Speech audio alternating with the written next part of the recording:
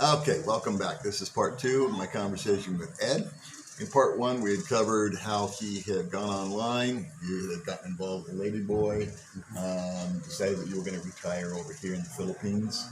And so I wanted to pick up on what the impact or what the uh, dynamics were with your family, your nuclear family back in America. Got it. Well, as I said, my ex-wife is my ex-wife. She doesn't get a vote. But my kids are, a deep part of me, so they absolutely did get a vote. And they were, I'd already told them that I was thinking about doing something like spending part of my retirement year overseas. Then I said, hey, it looks like it's going to be the Philippines. And hey, I've met a ladyboy. What do you think? And to their great credit, they didn't immediately go, Dad, are you nuts? They said, really, and it still touches my heart to this day. They said, Dad, whatever makes you happy. And so that got taken care of. It's not something other than, what we did in part one that I was real open about with a lot of my friends there, but a number of my friends did know exactly what the situation was. And how's your I don't think anybody over here cares about it as much as you do. If you know what I'm saying. We're all concerned with our own little lives. Indeed. So, and what was that line I said? I've heard a guy tell me one time that I was talking with a guy one time, and I said I was all concerned about what people were going to think. And he looked at me and he said, don't worry what people think about you, Paul, because they seldom do. And so... I absolutely agree with that. I mean, they've got lives of their own. Unless they're some kind of a drama queen or a gossip or something of that nature, there's more important things in their life. Yeah. And quite frankly, there's more important things in my life. So I'm not living for anybody else. I'm living for me. Sure. Now, we were just talking before we started filming this, and I'll go off track a little bit, but you're going to live here for 8 months, and then you're going to go home for 4 months. Correct. Which I think is awesome, because you get the best of both worlds. And you're a fisherman. I love to fish. Go fish. fishing. Yep. And can you make a comparison between, your life here and your life there? Is it what are the things that you miss, the things that you need, and just kind of touch on that a little bit? All right, fair enough. And one of the, we also talked about this before you hit record. I don't know a retired life except for what I've done in the Philippines. So I retired in January, moved here in February. So that was a big thing, and then this is a big thing. So I'm just kind of, playing it as it goes, trying to figure out what makes me happy, what makes me feel good about myself and feel good about the people I'm around. Mm-hmm. Now, having said that, I had watched a number of YouTube vlogs, Rike, Bud, Turquoise Sunset, Ned Kelly, and tried to gain as much information as possible from them. So I did kind of have an idea about what I should pack in my balikbayan boxes that I was sending over there. 8 jars of super crunchy Skippy peanut butter, for instance. I'll probably, when I go back, I'll probably get some coffee. I like Bose, but they can only grind it coarse grind. I suppose I could get a grinder. That might be an easier way to do it. But anyway, I'll send over some coffee. But there's some things... I'm just getting over a cold right now, and one of the things that we have back there is something called Zycam, which is a zinc pill, a lozenge, and it really makes the cold mellow out. A lot you can't get it here. Yeah. So I'll pack a bunch of stuff in a balikbayan box and send it on over. And therefore, there's really not anything that I do miss. I thought I would miss watching baseball. I love baseball. I don't miss watching baseball. Right. I'm going to be back for football season, so that'll be nice. But the reality is, if you want to watch baseball or football, clearly you can watch NBA basketball all you want here because they love basketball in the Philippines. But if you absolutely have to have that, you can get it, right? Yeah, yeah, yeah. You can get satellite. So the one thing that I think that I will miss the most when I go back to the States, there's an incredibly vibrant and engaging social life here. Yeah. And again, I don't really know, Paul, if it's because it's the Philippines or because I'm retired, but my gut feel is that it's just far more friendly and open here. I agree. So I'll probably spend a lot more time in solitude on the rivers, fishing, than I do here. But so it goes. Well, the average age, I go to the average age in the Philippines is 24 years old. Really? Mm-hmm. That's because there's about 80 bajillion kids, right? And so I think the dynamic that I found out here for myself was that there's just a lot of, I don't know, being around youth tends to make me feel younger. Absolutely. And my father's got this analogy that when he was in his 60s, he's 30 years older than me.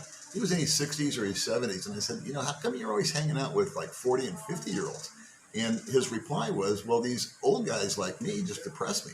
All they talk about is how sick they are or when they're going to die or they're making their will. He says, the hell with that. I want to go do life. And I kind of picked up on that. And over here, it's been easy to engage because of the youthfulness that's Absolutely. around. All my friends here, the expats that I hang out with like you, are my age. Right. And we have a lot of commonality there. And then my Filipino friends are all in their 20s or 30s or Absolutely. I don't think anything older than that. Yeah. And it's just a cool blend. Well, and speaking of that, one of the real tells that I have understood is that if somebody's, you only really become old when you say, I remember when, or the good old days. Yeah. When you get into that drill, you've turned old. Yeah. And here, my God, every day is something new. Yeah. Sometimes it's not necessarily good and new, but it's new.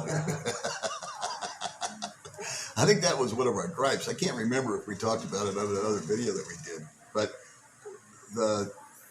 I felt that all the videos that I watch, all the vlogs, and I've told Bud this, and I've told Ricky this, and I've never met Ned or the guy from Short Forest Sunsets, but I always think that they put too much shine on the dime, and I'm trying to figure out, as I maneuver my way through this YouTube deal, how to present a more realistic portrayal of the Philippines. Because I'm listening to ourselves talk, and we're talking about how great it is and youthful, but it does come with its challenges.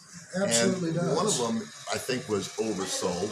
I can't remember if we talked about this before. I hope we're not repeating it. But the English ability over here. Yeah. It drives me crazy. English is a common language, but it's very alien. It's very different. Yeah.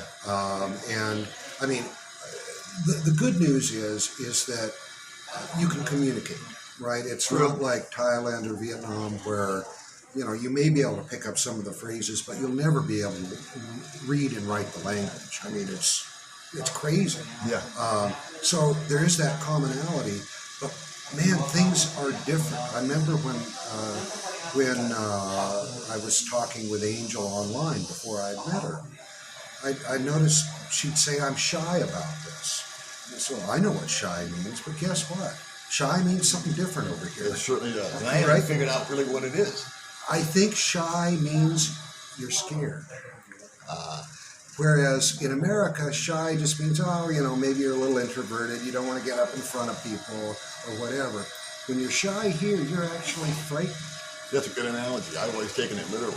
Right. Yeah, but it's different. Yeah, I always learn something. It's just different. But the good news is that, we can talk things out, and that works. I think you had put a post up on Facebook about yes or no questions, and it's absolutely true, man. If you ask a yes or no questions, the likely answers are maybe, later, or up to you, right? Very rarely is it yes or no. Yeah. And that's okay. It's just the deal here. Yeah. But it's just like any place else. If you want, and we may have already talked about this, if so, edit it out. If you want the Philippines or any other place that you want to retire to and spend time in, if you want it to be like your country, guess what? Don't come. Yeah, that's a good You might as well stay where you are. Here's my analogy too, was when I made the decision to come over here, I just came lock, stock, and barrel. I just got rid of everything, and I had one suitcase and one backpack, and I built back up from there. And I've stayed small. But I told myself, because I had folks say, oh, you're going halfway around the world, you don't know about the place, you've never been there before. And my mind was, I'm a plane ride away from coming back home. It's another $1,000 that I can throw on one of my credit cards if it came to that. Mm-hmm. And I can just go back home, go back to work, and get another apartment, and buy another car, and start the whole friggin' drill all over again. Right. But here I am 2 years later, and relatively happy. I do want to figure out, and maybe somebody can comment, is I do want to, I don't want to wear out the phrase, but I do want to take the shine off the dime a little bit. Because I do think that the blogs that even I do and the other guys have done don't present a true list of the challenges. You know what I mean? Yeah. You want to talk about like the English? Yeah, they speak English, but it's funky English. It's different English than we speak. It's not. I can't have a conversation with my girlfriend about politics or about. She just doesn't know. I mean, the words just don't. Yeah. So. Well, I think that our mutual friend Bud Brown, and Bud is a great human being. And wonderful reason to come to Dumageddon in and of itself. Bud Brown Live is his channel. There you go. If you can meet Bud, Bud's a great guy. But he gave me the best piece of advice I've ever heard about Philippines. He said, they just do things differently here in the Philippines. You bring patience and you bring flexibility. There you go. And that is true. I don't go to any appointment without my Kindle with me because Filipino time really does exist. That's true. And if somebody's late or whatever, I got a book to read. I'm good to go. And they will be late. Yeah, just about every time, except for my lady friend Angel. She's sworn off Filipino time. One of the things. I mean, I sit here watching on the table where Paul's camera is. There's a lance running around. Yeah. I've got a lizard that lives in my house. I mean, it's the jungle. Yeah. You need to understand that if you want a pristine, sterile world, this ain't the place for it. There's some funky smells. Yeah. There just is. Having said all that, I very much enjoy my time here. Good. But there's certainly a lot of adjustments that need to be made. Well, we're going to cover some of that in our third video. And it's hitting on 13 minutes, so we're overtime. Ed, anything else you want to say before we fly out of here? See ya. All right. Subscribe.